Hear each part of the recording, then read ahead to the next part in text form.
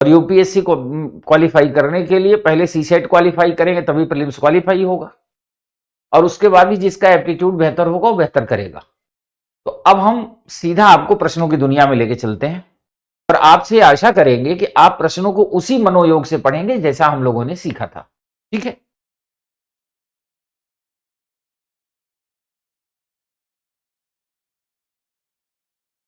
इस प्रश्न को देखिए।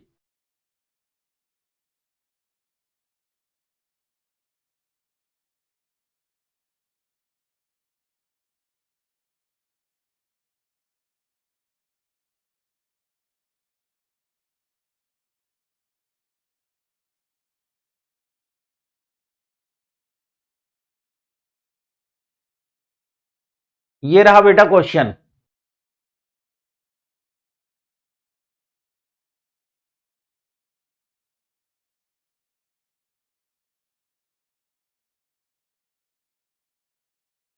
देखो बच्चा, मैंने आपके सामने पीपीटी शो कर दिया था, आपने कॉम्प्रिहेंशन पढ़ लिया था, फिर आपके सामने क्वेश्चन भी आ गया, है ना। अब सवाल यह है कि जो जिस मनोयोग से पढ़ा होगा उस मनोयोग तो पहुंचेगा। अब मैं आपके साथ साथ पढ़ता हूं और आप पढ़ने में कोई जल्दबाजी, मेरी बात सुनो, कोई ऐसी जल्दबाजी नहीं है। जब किसी मकान की बुनियाद बनती है ना तो समय लगता है। आप मेरा यकीन करो, अगर कॉम्प्रिहेंशन सीखना है और स्टार्टिंग में किसी कॉम्प्रिहेंशन को पढ़ने में 5-10 मिनट भी जा रहे हैं तो जाने दो, समझना सीखो। जब आपके दिमाग को, आपकी आंखों को आदत हो जाएगी चीजों को तेजी से पढ़ने की और तेजी से समझने की, तो आदत एग्जाम में भी काम आएगी। और आदत ही नहीं होगी तो कैसे काम आएगी? तो आदत होना बड़ा जरूरी है। और आदत के बारे में कहते हैं, जिस चीज की आदत जिसको पड़ जाती है फिर वो रहेगी रहेगी, है ना। प्रैक्टिस जितना अभ्यास करते जाएंगे उतना होता जाएगा। जैसे मैं बताऊं, जब हम लोग हॉस्टल में रहते थे ना, तो 12th में पढ़ते थे, तो वार्डन ने अनाउंस किया कि कोई भी बच्चा रात में 1 बजे के पहले नहीं सोएगा और हर कोई 5 बजे उठ जाएगा और अपने दरवाजे के बगल में लगी हुई खिड़की खोल के रखेगा, जिससे वार्डन वहां गलियारे से गुजरेंगे तो देख सके कि कौन सोया है कौन पढ़ा है। अब एक उसमें बाबा टाइप का लड़का था, वो पढ़ता नहीं था, उसको नींद बहुत आती थी। फिर उसने एक फार्मूला निकाला कि दीवार साइड में टेबल लगा लेता था, चेयर पे बैठ जाता था, अब पीछे से ही वार्डन निकलेंगे और ऐसे सीधे होकर के सोने की उसने प्रैक्टिस की। वो सीधे होकर सोता था और खास बात यह थी कि उसने ऐसी प्रैक्टिस कर रखी थी कि हर 10 मिनट बाद सोते सोते में भी उसका हाथ पेज पलट देता था।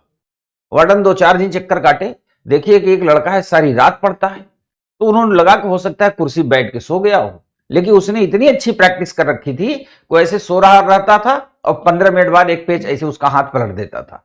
सोचो, प्रैक्टिस की भी अपने अपने एग्जाम्पल हैं, अपनी अपनी दुनिया है। तो आप जब प्रैक्टिस कर रहे हो ना, जैसे ये क्वेश्चन मैंने दिया था आपको अभी,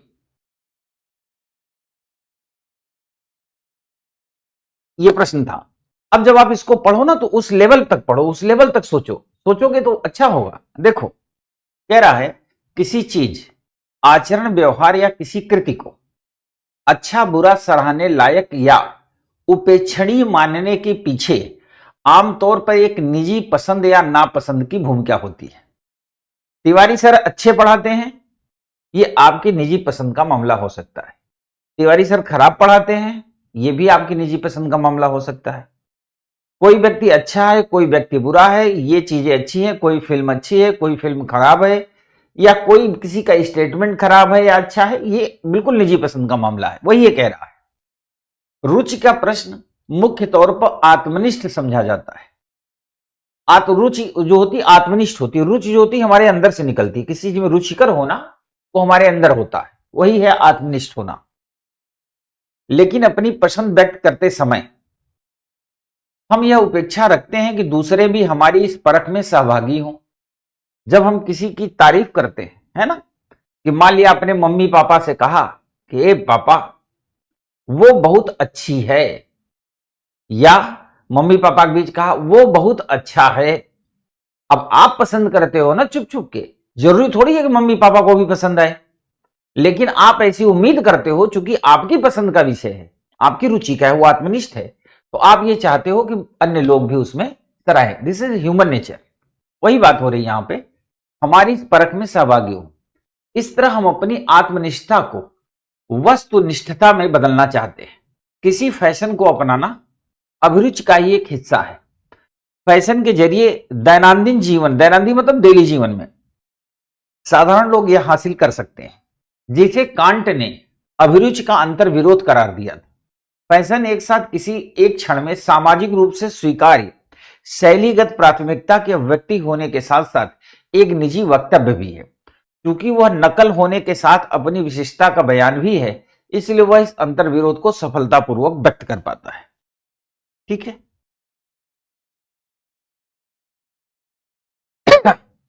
इस परिच्छेद से निम्नलिखित में कौन से सही निष्कर्ष निकाले जा सकते हैं? रुचि का निर्माण नितांत वैयक्तिक मसला है। किसी फैशन को अपनाना सामुदायिक पहचान को दर्शाता। रुचि का निर्माण वैयक्तिक मसला है।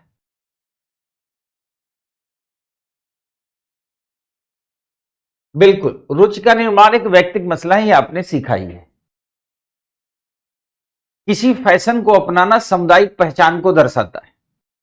फैशन को अपनाना सामुदायिक पहचान को दर्शाता है, इसका मतलब यह हुआ कि जब हम किसी फैशन को अपनाते हैं तो जो समुदाय और देश होता है, देश और समुदाय, फैशन क्या है? फैशन एक ट्रेंड है, ट्रेंड से आता है, तो सामुदायिक पहचान को भी दर्शाता है। So first and second both option C are the right answer. Option C is the right answer.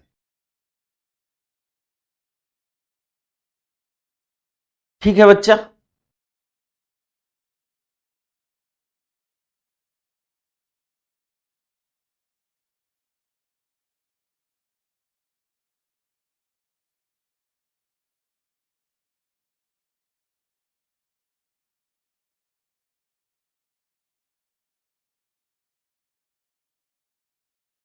ये प्रश्न देखिए, ये वाला प्रश्न,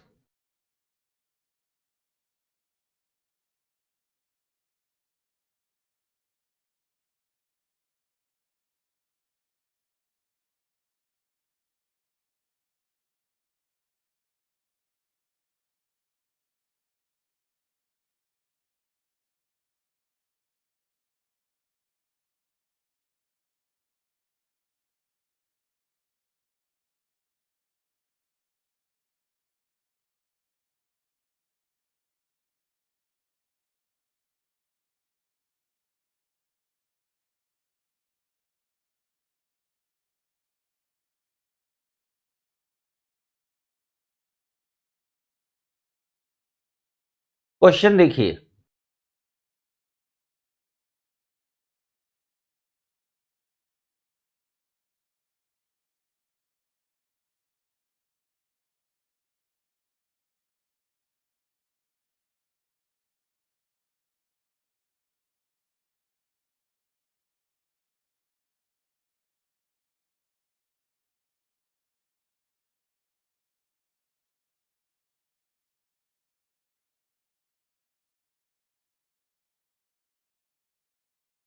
हाँ आज मेरी आखिरी क्लास है आपके बैच में।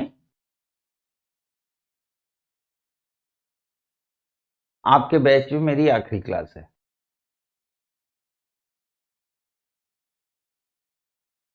ऊर्ध्वगामिता का मतलब होता है कि ऊपर की ओर, नीचे से ऊपर की ओर। ऊर्ध्वगामिता का मतलब होता है नीचे से ऊपर की ओर।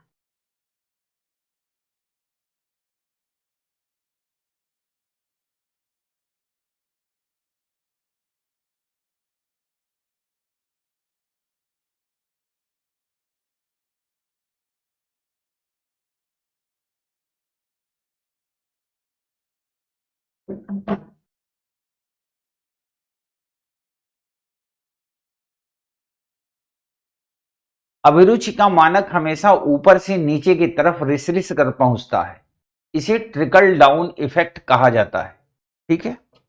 चाहे रहन सहन की कोई शैली हो, खान पान हो या फैशन, सबसे पहले उसका चलन समाज की ऊपरी परतों में होता है।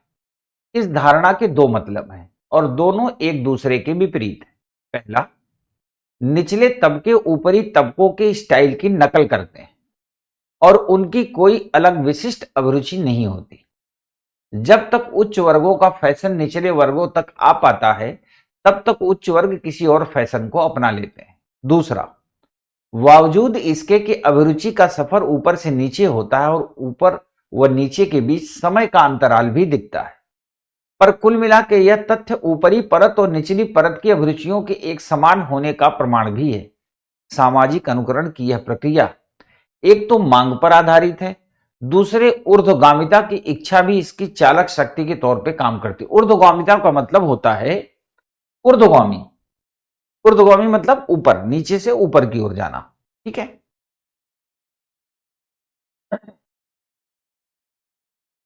उपरोक्त परिच्छेद का निहितार्थ क्या है, मतलब जो इंक्लूड है, मतलब उसके अंदर समाहित है।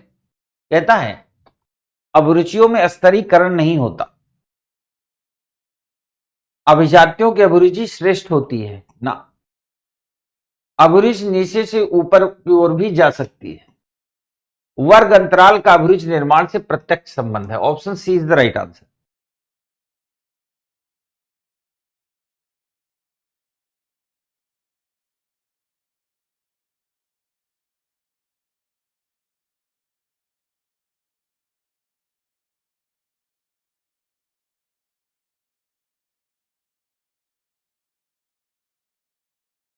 Option C is the right answer.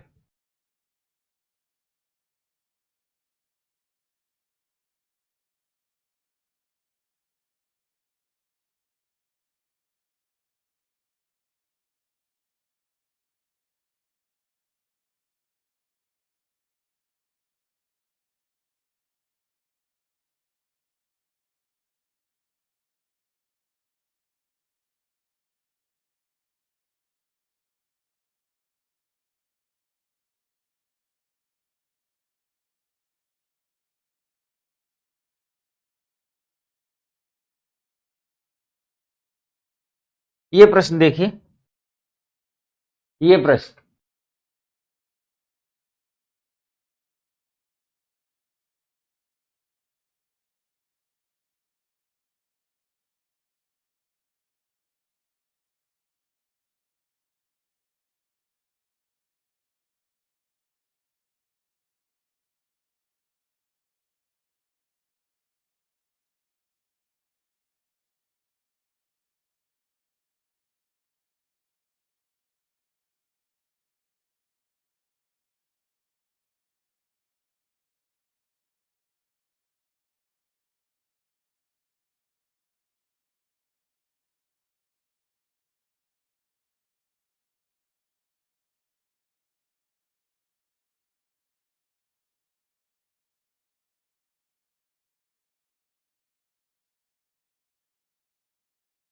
बच्चा ये,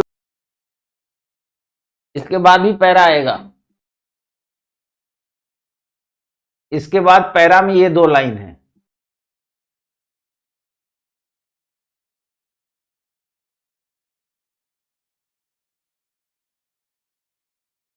अब आप प्रश्न पे आ जाइए। ये है पहला प्रश्न, यहां से दो प्रश्न हैं।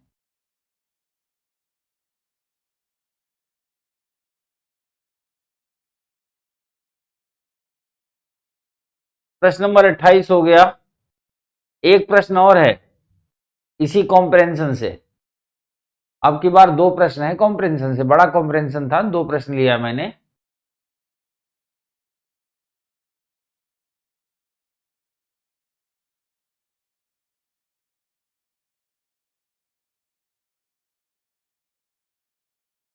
मेरे ख्याल से सबने अपने अपने आंसर दे दिए। अब नंबर मेरा है।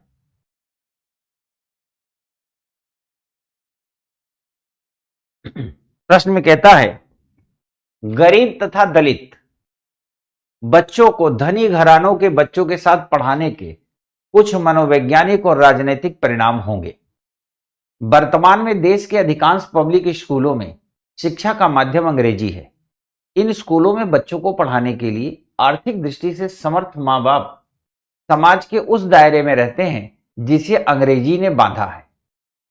उनके जीवन और व्यक्तित्व को अंग्रेजी ने सजाया है और इस साज सज्जा में देसी भाषा व आचार विचार नितांत निचला स्थान ही पा सकते हैं। अंग्रेजी वह चर्बी है जो इस वर्ग के वैचारिक खोखलेपन को ढांपती है। इस वर्ग के बच्चों के साथ थोड़े से दलितों और जनजातियों के बच्चों का साहचर्य इन दूसरे बच्चों में अत्यंत विषम मनस्थितियों को जन्म देगा।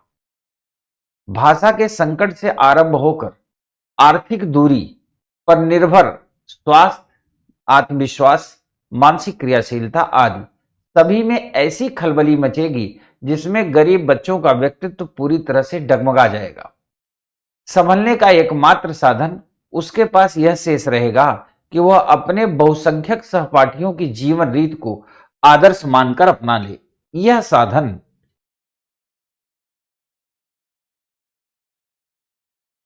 उसके अस्तित्व को तत्कालिक सुरक्षा भले ही प्रदान कर दे, किंतु इसे पाने के लिए उसे अपने संपूर्ण अहम मनोबल और आत्मविश्वास को बलि देनी होगी।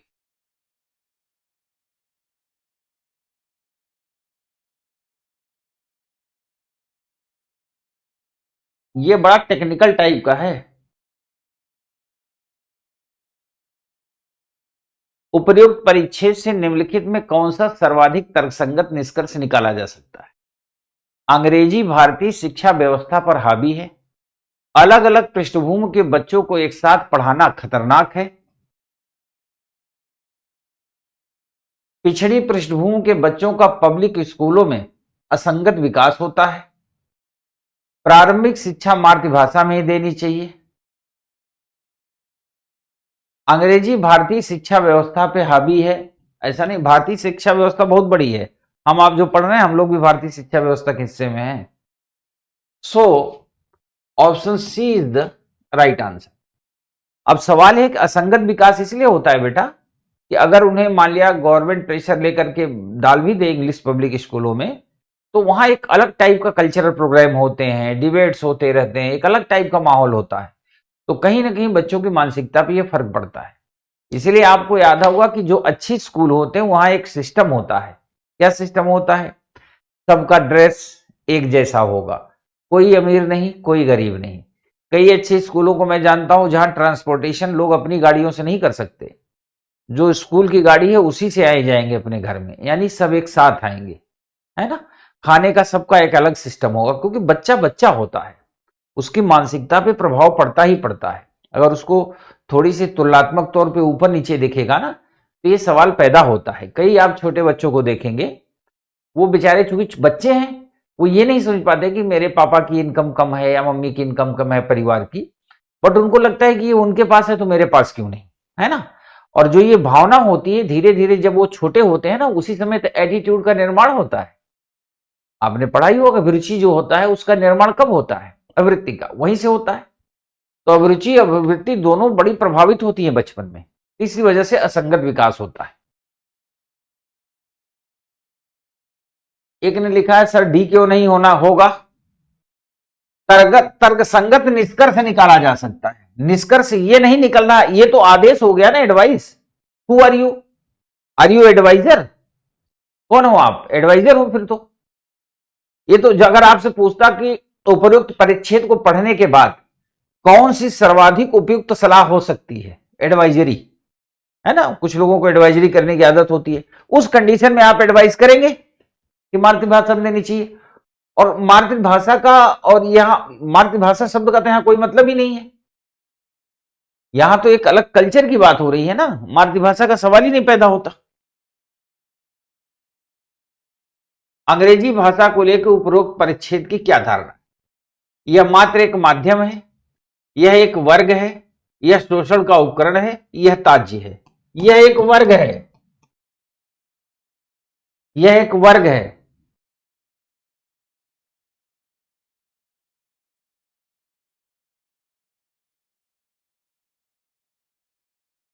ये वाला देखिए,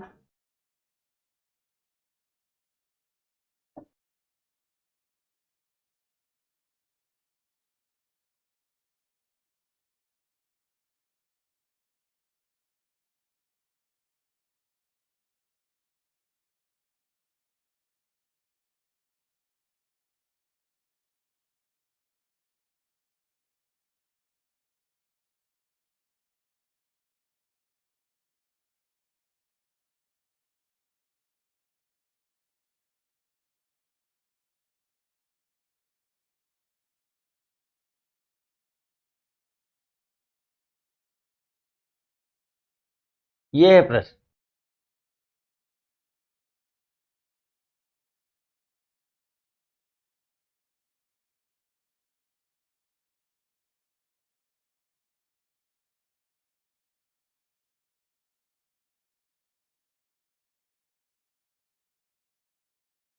ठीक है,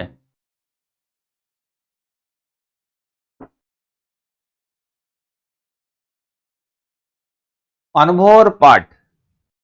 अनुभव और पाठ का द्वंद्व वास्तव में दो दर्शनों का द्वंद्व है। दर्शन मतलब होता है फिलॉसफी। अनुभव की गरिमा तभी स्वीकारी जा सकती है जब व्यक्ति की गरिमा दी जाए। जिस समाज में व्यक्ति के लिए गरिमा क्या, करुणा की भी गुंजाइश ना हो, वहां अनुभव की स्वतंत्र सत्ता नहीं हो सकती। अनुभव का समूह से विरोध नहीं है, अनुभव का समूह से विरोध नहीं है, किंतु सामान्यत्व से है। जिस समाज में व्यक्ति के अनुभव को संदेह की निगाह से देखा जाता हो और आशा की जाती हो कि वह सर्व स्वीकृत अनुभव या विधानों के धरातल पर ही जिएगा, वहां अनुभव के एक शैक्षिक मूल्य के रूप में मान्यता नहीं मिल सकती। ऐसे समाज में शिक्षा का जीवन यापन से संबंध स्थापित नहीं हो सकता, क्योंकि शिक्षा जीवन के स्थान पर सदियों से किए जा रहे अनुभवों की निचोड़ या सामान्य अनुभवों की सैद्धांतिक व्याख्या से संबंधित रहेगी। वह समाज के स्थापित मूल्यों का पोषण करती रहेगी और परिवर्तनकारी शक्तियों के साथ न हो सकेगी। याद रखना, यहां समाज के अनुभव पे बात की जा रही है, शिक्षा उसका एक चरण है, हिस्सा है। यहां शिक्षा बात नहीं हो रही है। अब हम चलते हैं प्रश्न पर। इस परिच्छेद से निकलने वाला मूला भाव क्या है? प्रत्यक्ष का ज्ञान शिक्षा का अनिवार्य तत्व है। वर्तमान समाज अनुभव को महत्व नहीं देता। शिक्षा को जीवन यापन से जुड़ा होना चाहिए। सैद्धांतिक ज्ञान शिक्षा को गतिहीन बना रहा। प्रत्यक्ष का ज्ञान शिक्षा का अनिवार्य तत्व है, ये बातें नहीं चर्चा की गई हैं। वर्तमान समाज अनुभव को महत्व नहीं देता, ऐसा भी बहुत डिटेल पे स्पष्टीकरण नहीं है। शिक्षा को जीवन यापन से जुड़ा होना चाहिए, ये बात है, लेकिन यहां नहीं कही गई है। सैद्धांतिक ज्ञान शिक्षा को गतिहीन बना रहा है, ये बात कही गई है। आप बता दूं, हमारे देश में आज भी बहुत से विद्यार्थी हैं जो फर्स्ट स्टैंडर्ड से लेकर ग्रेजुएशन स्टैंडर्ड तक अच्छी शिक्षा उनको मिल ही नहीं पाई। अब सवाल है अच्छी शिक्षा क्यों नहीं मिली? क्योंकि स्कूल कॉलेज में जब अच्छी क्लासेस नहीं हुई तो उन्होंने अच्छे से पढ़ा नहीं। बस पढ़ाई जो अपनी थी ना, वो केवल परीक्षा को डिग्री लेने की पढ़ाई थी, तो डिग्री के लिए पढ़ते थे, कभी ज्ञान का तो अर्जन ही नहीं किया। अब आप यूपीएससी की तैयारी कर रहे हो, अब आप उस फील्ड में आ गए हो जहां बड़े बड़े धुरंधर लड़ते हैं, तो कई बार आप सीखोगे कैसे? जैसे आपने समझ लिया, पढ़ लिया, और आप बार बार आपसे गलतियां हो रही हैं, तो धीरे धीरे एक टाइम के बाद आपको समझ में आ जाएगा कि मैं बार बार कहां गलती कर रहा हूं, है ना? तो गलतियों से घबराने की जरूरत नहीं, जो गलतियां करेगा वही शिखर पे जाएगा। कोई भी साइंटिस्ट, कोई भी वैज्ञानिक, कोई भी महान व्यक्ति स्वयं प्रयोग करके ही वहां तक पहुंचता है, और जो स्वयं प्रयोग करेगा उससे गलती होगी। इसलिए गलतियों से मत घबराया करें। मैं देखता हूं जैसे किसी का आंसर गलत हो जाता है तो लोग बड़ा गिल्टी फील करने लगते हैं अपने कमेंट में, और उनके साथ जो दो चार और खलीफा होते हैं वो उसी पे कमेंट भी करना शुरू कर देते हैं। तो मैं देखता हूं लोग बड़ा नेगेटिव सा हो जाते हैं, उनको लगता है यार मैं तीर नहीं चला पाया। मेरी क्लास में आपका तीर चले न चले क्या फर्क पड़ता है? तो हमारा काम है आपको उस योग्य बनाना कि उस प्रतियोगिता में आप तीर चला सके। तो अगर यहां एक दो तीर दाएं बाएं भी हो जाए तो घबराया मत करो, नेगेटिव मत हुआ करो। देखता हूं लोग तुरंत नेगेटिव होने लगते हैं। धैर्य बनाए रखो।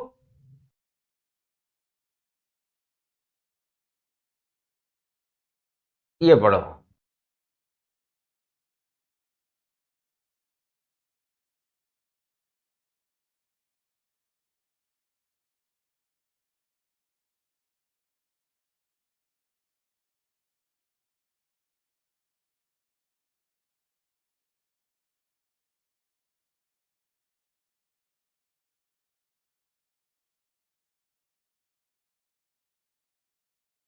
जो हमें पानी पिलाए उसे हम अच्छा भोजन कराएं। समझ गए? आपने 10 दिया, मैंने आपको 20 दिया। जो हमारे सामने सिर नवाए उसे हम उमंग से दंडवत प्रणाम करें। जो हमारे लिए एक पैसा खर्च करे उसका हम मोहरों की कीमत का काम कर दें। जो हमारे प्राण बचाए उसका दुख दूर करने के लिए हम अपने प्राणों का न्यौछावर कर दें। जो हमारा उपकार करे उसका हमें मन, वचन और कर्म से 10 गुना उपकार करना चाहिए। लेकिन जग में सच्चा और सार्थक जीना उसी का है जो अपकार करने वाले के प्रति भी उपकार करता है। दरअसल इस पूरे मैसेज का जो सार है यही लास्ट के 2 लाइन में है, आप देख लीजिए। भाई किसी ने 2 पैसा दिया, आप 4 दे दो, है ना। कोई आपके एंगेजमेंट में है, आप उसके एंगेजमेंट, शादी और बच्चे के जन्म पे भी चले जाओ। मतलब अधिक से अधिक करना। किसी ने कभी आपको 1 समोसे खिलाए हैं, आप कभी उसको मिलो तो समोसे के साथ पकौड़े, पकौड़े के साथ गुलाब जामुन फ्री में कर दो, कॉम्प्लीमेंट्री में कर दो।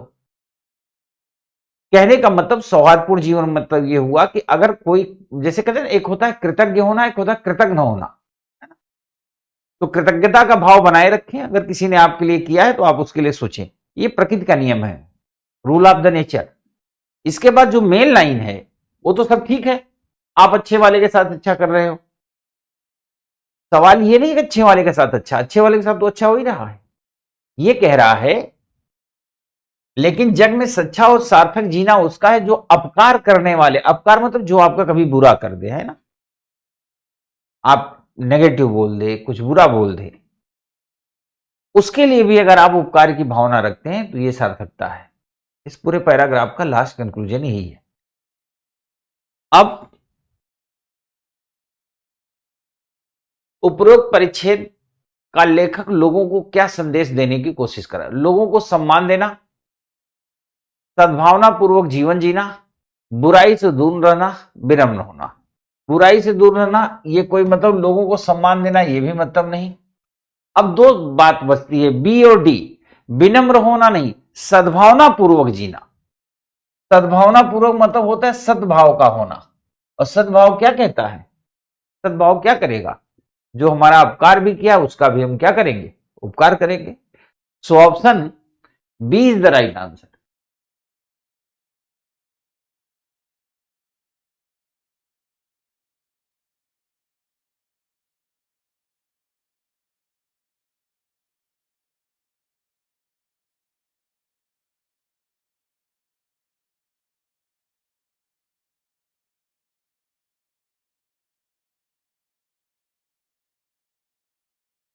ये है प्रश्न।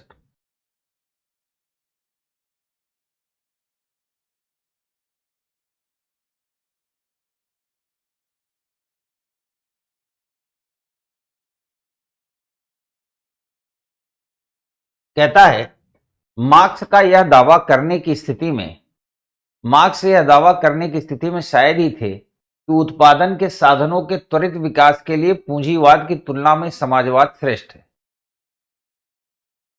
मार्क्स यह दावा करने की स्थिति में शायद ही थे कि साधनों के त्वरित विकास के लिए पूंजीवाद की तुलना में समाजवाद श्रेष्ठ है। यह दावा उस दौर का है जब दोनों विश्व युद्धों के बीच के वर्षों में पूंजीवाद का मुकाबला सोवियत संघ की पंचवर्षीय योजनाओं से हुआ। वास्तव में मार्क्सवाद का यह दावा यह नहीं था कि उत्पादन के साधनों की पूरी क्षमता को विकसित करने में पूंजीवाद अपनी अंतिम सीमा तक पहुंच गया है। उनका मानना यह था कि पूंजीवादी विकास की अनवरुद्ध लय समय समय पर अति उत्पादन का संकट पैदा करती रहती है जो देर सवेर अर्थव्यवस्था के संचालन से मेल नहीं खाता।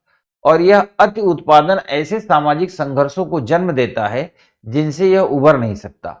अपने स्वभाव के चलते ही पूंजीवाद सामाजिक उत्पादन के बाद अर्थव्यवस्था को अनुशासित कर सकने में अक्षम होता है। पूंजीवाद के बारे में लेखक की धारणा क्या है? ध्यान देना, धारणा। पूंजीवाद विषमता उत्पन्न कर, पूंजीवाद का अंत निकट है। पूंजीवाद समाज से बेहतर है, ये भी गलत। अब बचा ए और सी। पूंजीवाद संघर्ष को बढ़ाता है, पूंजीवाद विषमता उत्पन्न करता है।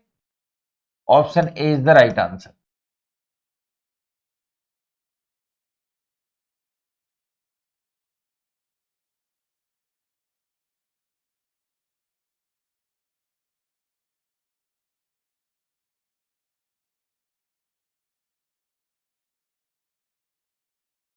हाँ, पूजा एक लाइन में लिखा था स्ट्रगल को बढ़ा रहा, आई एग्री विद यू।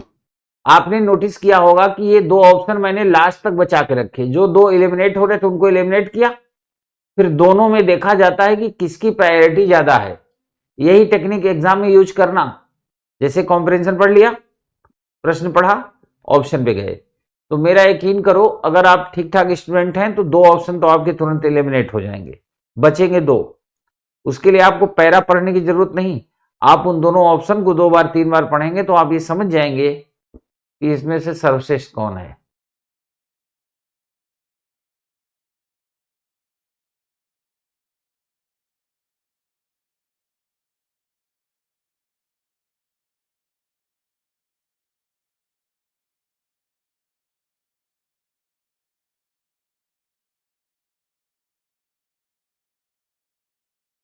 जीवन के सुख दुख का प्रतिबिंब मनुष्य के मुखड़े पे सदैव तैरता रहता है, सही बात है, लेकिन उसे ढूंढ निकालने की दृष्टि केवल चित्रकार के पास होती है। आपको पता है चित्रकार ऐसी सी एक पेंटिंग है, बड़ी मशहूर पेंटिंग है जिसका नाम है मोनालिसा। सुना होगा आपने या पढ़ा होगा कभी।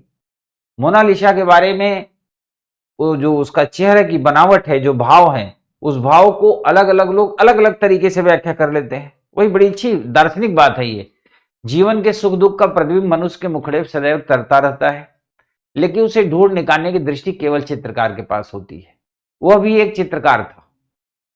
भावना और वास्तविकता का एक अद्भुत सामंजस्य होता था उसके बनाए चित्रों में। एक बार उसके मन में आया कि ईसा मसीह का चित्र बनाया जाए। सोचते सोचते एक नया प्रसंग उभर आया। उसके मस्तिष्क में छोटे से ईसा को एक शैतान हंटर से मार रहा है, लेकिन न जाने क्यों ईसा का चित्र बन ही नहीं रहा था। चित्रकार की आंखों में ईसा की जो मूर्ति बनी थी उसका मानव रूप में दर्शन दुर्लभ था। बहुत खोजा, मगर वैसा तेजस्वी मुखड़ा उसे कहीं नहीं मिला। ठीक है,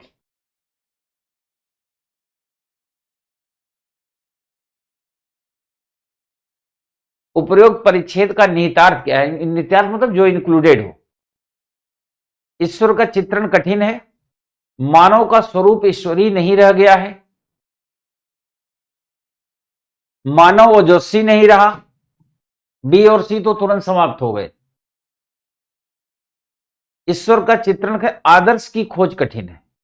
अब इन दोनों में एक टकराव वाली स्थिति बनती है ना, कि इनमें से कौन सा ऑप्शन हो।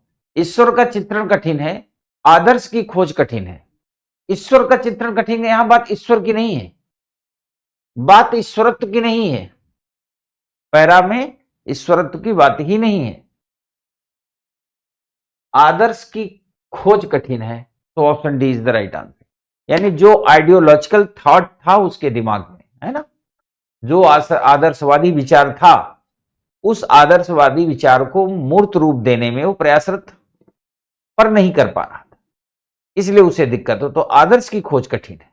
ठीक है, मैं ये बात जानता हूं कि मैंने बहुत प्रयास किया है, और हो सकता है आप में से बहुत से लोग इस स्थिति में पहुंच गए हों कि अब कॉम्प्रिहेंशन का भय नहीं रहेगा। वो फाइट करेंगे, ऑप्शन एलिमिनेट भी करेंगे, और लास्ट में कुछ लोग चॉइस भी कर लेंगे। मैं यह भी आशा करता हूं कि आप में से जो लोग निरंतर अभ्यास करेंगे वो शिखर तक जरूर जाएंगे। हर एक मूर्तिकार यह चाहता है कि जिस मूर्ति को बनाए वो उसकी कीमत संसार में सर्वाधिक हो। तो जितनी हिस्सा मेरी हिस्सेदारी थी आपको एक मूर्ति का रूप देने के लिए, जितनी जिम्मेदारी मेरे पास थी, उसमें मैंने अपनी तरफ से बेहतर करने का प्रयास किया है। और मेरी इतनी क्लासेस में आपने ये महसूस भी किया होगा, पहली क्लास से आज तक की क्लास में, कि आपने बहुत कुछ सीखा है और जाना है। आशा करता हूं कि जब आप पेपर देंगे तो बहुत शानदार तरीके से देंगे और आप सफल भी होंगे। आपके सुखद और सफल भविष्य की कामना भी करता हूं।